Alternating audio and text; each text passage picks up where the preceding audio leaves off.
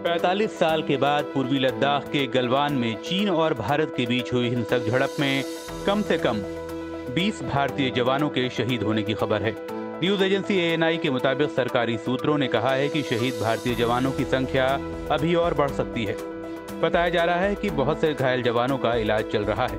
इससे पहले खबर आई थी कि सोमवार रात दोनों देशों की सेनाओं के बीच हुई हिंसक झड़प में भारतीय सेना के कमांडिंग अफसर, एक कर्नल और 2 जवान शहीद हुए हैं।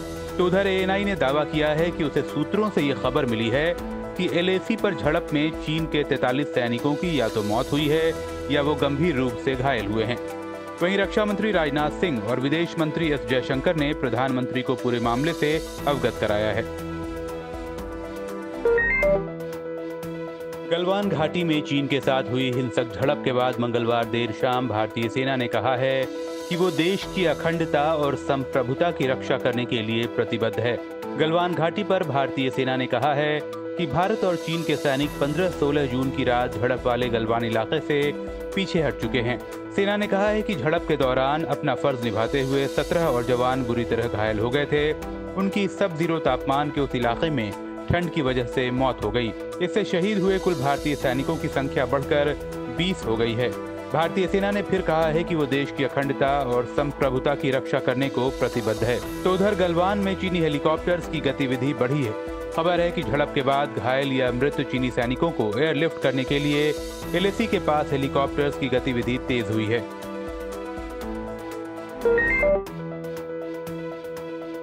लद्दाख की गलवान घाटी में भारत और चीनी सैनिकों के बीच हुए संघर्ष पर भारतीय विदेश मंत्रालय की तरफ से आधिकारिक बयान जारी कर दिया गया है। भारत ने कहा है कि चीन ने यथास्थिति बदलने की कोशिश की, जिसकी वजह से झड़प हुई और दोनों देशों को नुकसान हुआ। भारत ने कहा कि चीनी सैनिकों की तरफ से अपनी लोकेशन चेंज करने पर विवाद हुआ, जिसमें दोनों देशों ने सैनिकों को खोया। विदेश मंत्रालय ने कहा कि अगर चीन पहले तय हुए समझौतों पर कायम रहता तो इस घटना को टाला जा सकता था। भारत ने एक बार फिर दोहराया कि वो सीमा पर शांति के हक में है और जो भी विवाद है उनका बातचीत के जरिए हल निकालना चाहता है। लेकिन साथ ही भारत अपनी संप्रभुता और क्षेत्रीय अखंडता को लेकर भी सचेत है।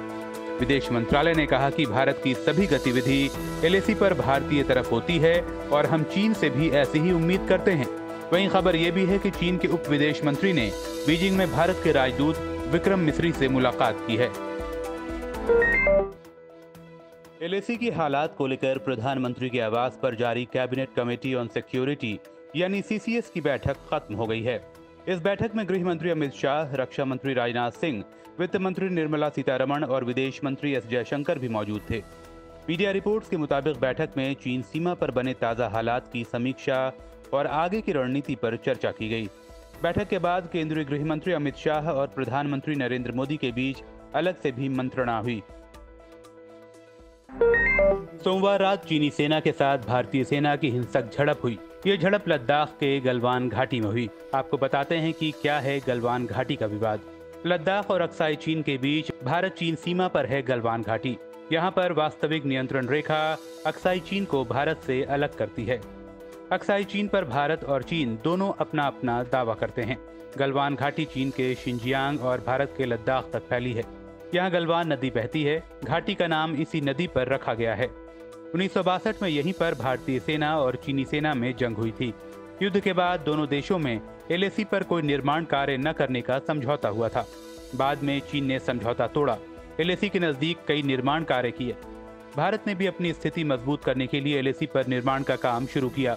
चीन ने इसी का विरोध किया और अपने सैनिक गलवान घाटी में बढ़ा दिए। गलवान घाटी में भारतीय सेना के जवानों की शहादत से पूरे देश में गम के साथ गुस्सा भी है।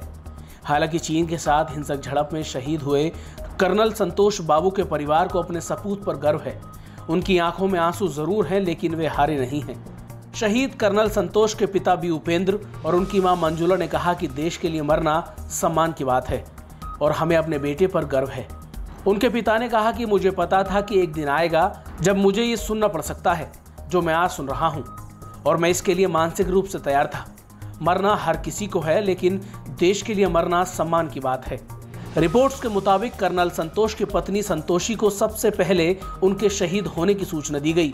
उनका पार्थिव शरीर आज शमशाबाद एयरपोर्ट से सूर्यपेट सड़क के रास्ते लाया जाएगा।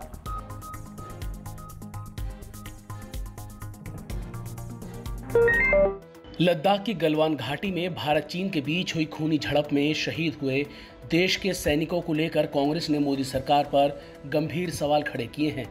कांग्रेस प्रवक्ता रणदीप सुरजेवाला ने कहा कि चीनी सैनिकों के हमले में शहीद हुए सेना के जवानों पर देश गम में डूबा है। वहीं प्रधानमंत्री नरेंद्र मोदी और रक्षा मंत्री ने चुप्पी साध रखी है। कांग्रेस ने पूछा कि क्या यही राजधर्म है। सुरजेवाला ने सवाल किया कि जब चीनी सेना कथित तौर पर गलवान घाटी में हमारे क्षेत्र से कब्जा छोड़कर चली गई थी तो फिर यह हमला कैसे हुआ। सुरजेवाला बोले कि चीन ने अप्रैल मई से ही हमारी सीमा में घुसकर कब्जा कर रखा था। सरकार ने इस पर आखिर क्यों चुप्पी साधे रखी और देश की जनता को क्यों कुछ नहीं बताया। उन्होंने मोदी सरकार से आगे सवाल किया कि आखिर भारत चीन के बीच पैदा हुई इस चुनौतीपूर्ण व गंभीर स्थिति से निपटने के लिए भारत सरकार की क्या नीति है। उधर पूर्व वित्त मंत्री पी चिदम्बरम ने भी पीएम मोदी की चुप्पी पर सवाल खड़े किए हैं। लद्दाख में जवानों की शहादत के बाद विपक्ष के हमले पर बीजेपी अध्यक्ष जेपी नड्डा ने जवाब दिया है। नड्डा ने कहा कि पीएम के नेतृत्व में भारत की सीमाएं सुरक्षित हैं और रहेंगी। उन्होंने कहा लद्दाख की गलवान घाटी में चल रही वार्ता की प्रतिक्रिया के दौरान चीनी सेना के साथ हिंसक झड़प हुई, जिसका भारतीय सेना ने मुंहतोड़ जवाब दिया है। हालांकि दुर्भाग्य से हमने अपने कई जवानों को खो दिया है। नड्डा ने कहा कि मैं देशवासियों को आश्वस्त कर सकता हूं कि भारत की क्षेत्रीय अखंडता के साथ समझौता नहीं किया जाएगा और आज के भारत पर कोई भी बुरी नजर नहीं डाल सकता है। दरअसल पूरे मामले में विपक्ष ने मोदी सरकार से जवाब मांगा है। इसी के बाद नड्डा ने यह बयान दिया है। चीन के साथ पूर्वी लद्दाख में हुई झड़प में भारतीय सैनिकों की शहादत को बॉलीवुड स्टार्स भी सलाम कर रहे हैं। अमिताभ बच्चन ने अपने इंस्टाग्राम अकाउंट पर लिखा, जरा आंख में भर लो पानी, जो शहीद हुए हैं उनकी जरा याद करो कुर्बानी। अमिताभ ने लिखा कि हमारे सैनिकों ने देश की रक्षा के लिए, हमें सुरक्षित रखने के लिए अपने प्राणों का बलिदान दिया। भारतीय सेना के अधिकारी और जवानों को सलाम, जय हिंद। तो अक्षय कुमार ने ट्वीट कर कहा, बहादुरों की मौत से गहरा दुख हुआ। देश के लिए उनकी अमूल्य सेवा के लिए हम सदैव उनके ऋणी रहेंगे। मशहूर डायरेक्टर महेश भट्ट ने ट्वीट किया, ऐ मेरे वतन के लोगों, जरा आंख में भर लो पानी, जो शहीद हुए हैं उनकी जरा याद करो कुर्बानी। एक्टर ऋतिक रोशन ने भी शहीद सैनिकों को श्रद्धांजलि दी है।